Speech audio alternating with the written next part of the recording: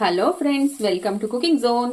ಇದು ನಮಗೆ ರುಚಿಕರವಾದ ಹರಿಯಾಲಿ ಅಕ್ಕಿ ರೊಟ್ಟಿ ಮಾಡೋದನ್ನ ನಾನು ತೋರಿಸ್ಕೊಡ್ತೀನಿ. ಈ ರೊಟ್ಟಿಯನ್ನ ನೀವು ಚಟ್ನಿ ಜೊತೆ ತಿನ್ಬಹುದು, ಮೊಸರಿನ ಜೊತೆ ತಿನ್ಬಹುದು, ಉಪ್ಪಿನಕಾಯಿ ಜೊತೆ ತಿನ್ಬಹುದು, ಅಥವಾ ಯಾವ್ದು ಇಲ್ಲದೆ ಹಾಗೆ ಕೂಡ ತಿನ್ಬಹುದು. ಅಷ್ಟೊಂದು ರುಚಿಯಾಗಿರುತ್ತೆ. ತರಕಾರಿ ತಿನ್ನೋದಿಲ್ಲ ಅಂತ ಹಠ ಮಾಡೋ ಮಕ್ಕಳಿಗೆ ನೀವು ಈ ರೀತಿ ರೊಟ್ಟಿಯನ್ನ ಮಾಡಿಕೊಟ್ರೆ ಮಕ್ಕಳು ತುಂಬಾ ಇಷ್ಟಪಟ್ಟು ತಿಂತಾರೆ. ತಿನ್ನೋದಿಕ್ಕಂತೂ ಇದು ಬಾಯಿ ಚಪ್ಪರಿಸಿಕೊಂಡು ತಿನ್ನೋ ಅಷ್ಟು ರುಚಿಯಾಗಿರುತ್ತೆ. ಈ ದಿನ ನಿಮಗೆ ಈ ರೆಸಿಪಿಯನ್ನ ಮಾಡೋದನ್ನ ನಾನು ತೋರಿಸ್ಕೊಡ್ತೀನಿ. ಮೊದಲಿಗೆ ಒಂದು ಅಗಲವಾದ ತಟ್ಟೆಗೆ ನಾನು 2 ಕಪ್ ಅಕ್ಕಿ ಹಿಟ್ಟನ್ನ ಹಾಕೋತಾ ಇದ್ದೀನಿ. ರುಚಿಗೆ ತಕ್ಕಷ್ಟು ಉಪ್ಪನ್ನ ಹಾಕೊಳ್ಳೋಣ. ನಾನು ನೀರನ್ನ ಕುದಿಯೋಕೆ ಇಟ್ಕೊಂಡಿದ್ದೀನಿ. ಈ ಕುದಿಯುವಂತ ನೀರನ್ನ ನಾವು ಹಿಟ್ಟಿಗೆ ಹಾಕಿ ಕಲಿಸ್ಕೊಳ್ಳೋಣ.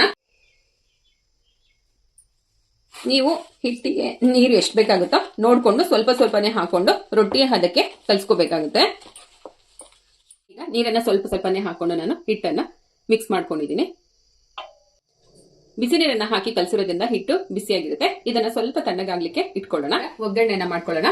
ತವವನ್ನ ನಾನು ಸ್ಟವ್ ಮೇಲೆ ಇಟ್ಟು ಆನ್ ಮಾಡ್ಕೊಂಡಿದ್ದೀನಿ. ಇದಕ್ಕೆ ನಾನು ಕೊಬ್ಬರಿ ಎಣ್ಣೆನ ಹಾಕೋತಾ ಇದ್ದೀನಿ. ನೀವು ಮನೆಯಲ್ಲಿ ಯಾವುದು ಎಣ್ಣೆಯನ್ನ ಬಳಸ್ತೀರೋ ಅದನ್ನ 1-2 ಸ್ಪೂನ್ ಅಷ್ಟು ಹಾಕೊಳ್ಳಿ. ಎಣ್ಣೆ ಬಿಸಿಯಾದ ನಂತರ ಸಾಸಿವೆಯನ್ನ ಹಾಕೊಳ್ಳೋಣ. ಸ್ವಲ್ಪ ಜೀರಿಗೆಯನ್ನ ಹಾಕೊಳ್ಳೋಣ. ನಂತರ ಹಸಿಮೆಣಸಿನಕಾಯಿ 1-2 ಕಟ್ ಮಾಡಿ ಹಾಕೊಳ್ಳೋಣ.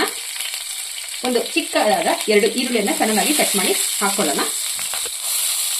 ಕರಿಬೇವಿನ ಸೊಪ್ಪನ್ನ ಹಾಕೊಳ್ಳೋಣ. ಫ್ರೈ ಮಾಡ್ಕೊಳ್ಳೋಣ.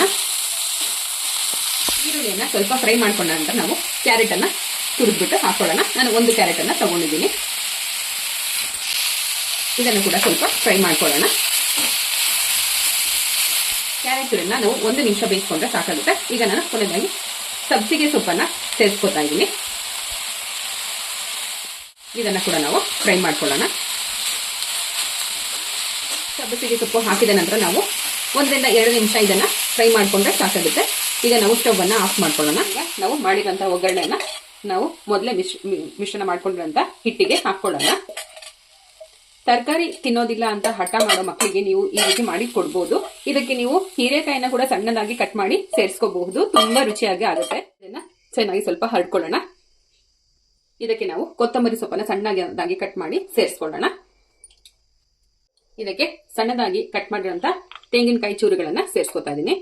ಅಕಸ್ಮಾತ್ ಮನೆಯಲ್ಲಿ ವಯಸ್ಸಾಗಿರೋರು ಇದ್ರೆ ನೀವು ಈ ತೆಂಗಿನ ಚೂರಿನ ಬದಲಿಗೆ ತೆಂಗಿನ ತುರಿಯನ್ನ ಕೂಡ ಇದಕ್ಕೆ ಸೇರಿಸ್ಕೋಬಹುದು. ಇದಕ್ಕೆ ನಾನು ಸೌತೆಕಾಯಿಯನ್ನ ಸಣ್ಣದಾಗಿ ಚೂರು ಮಾಡಿ ಸೇರಿಸ್ಕೊತಾ ಇದ್ದೀನಿ. ಈಗ ನಿಧಾನವಾಗಿ ನಾವು ಎಲ್ಲವನ್ನ ಚೆನ್ನಾಗಿ ಮಿಕ್ಸ್ ಮಾಡ್ಕೊಳ್ಳೋಣ. ಬಿಸಿ ಇರುತ್ತೆ, ನೀವು ಆದಷ್ಟು ಹುಷಾರಾಗಿ ಮಾಡ್ಕೊಳ್ಳಿ. ನೀವು ಹಿಟ್ಟನ್ನ ನೀರು ಹಾಕಿ ಕಲಿಸುವಾಗ ಸ್ವಲ್ಪ ಗಟ್ಟಿಯಾಗಿ ಕಲಿಸ್ಕೊಳ್ಳಿ. ಯಾಕೆಂದ್ರೆ ನಾವು ಮಿಕ್ಕ ತರಕಾರಿಗಳನ್ನೆಲ್ಲ ಹಾಕಿದಾಗ ಸ್ವಲ್ಪ ಹಿಟ್ಟು ಲೂಸ್ ಆಗುತ್ತೆ. ಅದರಿಂದ ಹಿಟ್ಟನ್ನ ಕಲಿಸುವಾಗ ನೋಡ್ಕೊಂಡು ಕಲಿಸ್ಕೊಳ್ಳಿ. ಈಗ ಹಿಟ್ಟನ್ನ ಕಲಿಸ್ಕೊಂಡು ಆಗಿದೆ. ಹಿಟ್ಟನ್ನ ನಾವು ಈ ರೀತಿ ಸಣ್ಣ ಸಣ್ಣ ಉಂಡೆಗಳಾಗಿ ಮಾಡಿ ಇಟ್ಕೊಳ್ಳೋಣ. ಈಗ ನೀವು ಕೈಯಿಂದ ಬೇಕಾದ್ರೂ ತಟ್ಕೋಬಹುದು, ಅಥವಾ ನಾನು ಇಲ್ಲಿ ಒಂದು ಕವರ್ ಅನ್ನ ತಗೊಂಡಿದ್ದೀನಿ. ಹಾಗೆ ಪ್ರೆಸ್ಸಿಂಗ್ ಅನ್ನ ತಗೊಂಡಿದ್ದೀನಿ. ಪ್ರೆಸ್ಸಿಂಗ್ ಅಲ್ಲಾದ್ರೂ ಮಾಡ್ಕೋಬಹುದು, ಅಥವಾ ಕೈಯಿಂದ ಹಾಗೆ ಬೇಕಾದ್ರೂ ತಟ್ಕೋಬಹುದು. ಈಗ ನಾನು ಪ್ರೆಸ್ಸಿಂಗ್ ಅಲ್ಲಿ ಮಾಡಿ ತೋರಿಸ್ತಾ ಇದ್ದೀನಿ. ನಾವು ಇವಾಗ ಶೀಟಿಗೆ ಸ್ವಲ್ಪ ಎಣ್ಣೆನ ಗ್ರೀಸ್ ಮಾಡ್ಕೊಳ್ಳೋಣ. 2 ಕಡೆ ಗ್ರೀಸ್ ಮಾಡ್ಕೋಬೇಕು. ನಾವು ಕಲಿಸಿದಂತ ಹಿಟ್ಟನ್ನ ಇದ್ರ ಮೇಲೆ ಇಟ್ಟು ಈ ರೀತಿ ಪ್ರೆಸ್ ಮಾಡ್ಕೊಳ್ಳೋಣ.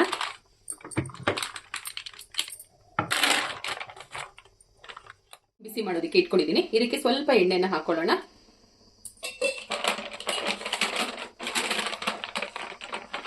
ನಾವು ಪ್ರೆಸ್ ಮಾಡಿಕೊಂಡಿರುವಂತಹ ರೊಟ್ಟಿಯನ್ನ ಇದ್ರ ತವ ಮೇಲೆ ಹಾಕೊಳ್ಳೋಣ. ನಿಮಗೆ ಕೈಯಿಂದ ತಟ್ಕೊಳ್ಳೋದಕ್ಕೆ ಕಷ್ಟ ಆಗುತ್ತೆ ಅನ್ನೋರಿಗೆ ನೀವು ಈ ಪ್ರೆಸ್ಸಿಂಗ್ ಅಲ್ಲಿ ಈಸಿಯಾಗಿ ನೀವು ರೊಟ್ಟಿಯನ್ನ ಮಾಡ್ಕೋಬಹುದು. ಈಗ ಮೇಲೆ ಸ್ವಲ್ಪ ಎಣ್ಣೆಯನ್ನ ಹಾಕೊಳ್ಳೋಣ. ಈಗ ಮತ್ತೊಂದು ಕಡೆ ತಿರುಗಿಸ್ಕೊಳ್ಳೋಣ. 2 ಕಡೆ ಬೆಂದ ನಂತರ ನಾವು ಇದನ್ನ ಸರ್ವಿಂಗ್ ಪ್ಲೇಟ್ಗೆ ಹಾಕೊಳ್ಳೋಣ. ಈಗ ಮತ್ತೊಂದು ರೊಟ್ಟಿಯನ್ನ ನಾನು ಪ್ರೆಸ್ ಮಾಡಿ ಇಟ್ಕೊಂಡಿದ್ದೀನಿ. ಇದನ್ನ ಕೂಡ ನಾವು ತವ ಮೇಲೆ ಹಾಕೊಳ್ಳೋಣ. ಇದರ ಮೇಲೆ ನಾವು ಎಣ್ಣೆನ ಹಾಕೊಳ್ಳೋಣ. ಒಂದ್ ಕಡೆ ಬೆಂದ ನಂತರ ಮತ್ತೊಂದು ಕಡೆ ತಿರುಗಿಸ್ಕೊಳ್ಳೋಣ. 2 ಕಡೆ ನಾವು ಬೇಯಿಸ್ಕೊಂಡ ನಂತರ ನಾನು ಸರ್ವಿಂಗ್ ಪ್ಲೇಟ್ಗೆ ತೆಕ್ಕೋತಾ. ಈಗ ರುಚಿಕರವಾದ ಹರಿಯಾಲಿ ಅಕ್ಕಿ ರೊಟ್ಟಿ ರೆಡಿಯಾಗಿದೆ. ತಿನ್ನೋದಕ್ಕಂತೂ ಬಹಳ ಚೆನ್ನಾಗಿರುತ್ತೆ. ನೀವು ಮಕ್ಕಳಿಗೆ ಮಾಡಿಕೊಟ್ರೆ ಮಕ್ಕಳಂತೂ ತುಂಬಾ ಇಷ್ಟಪಟ್ಟು ತಿಂತಾರೆ. ಈ ರೆಸಿಪಿಯನ್ನ ನಿಮಗೆ ಇಷ್ಟ ಆಗಿದ್ರೆ ನಮ್ಮ ಚಾನಲ್ ಲೈಕ್ ಮಾಡಿ, ಶೇರ್ ಮಾಡಿ, ಸಬ್ಸ್ಕ್ರೈಬ್ ಮಾಡ್ಕೊಳ್ಳಿ. ಹಾಗೆ ಕಾಮೆಂಟ್ ಕೂಡ ಮಾಡಿ. ಹೊಸ ರೆಸಿಪಿಗಳಿಗೋಸ್ಕರ ನೋಟಿಫಿಕೇಶನ್ ಬೆಲ್ ಅನ್ನ ಪ್ರೆಸ್ ಮಾಡಿ. Thank you for watching.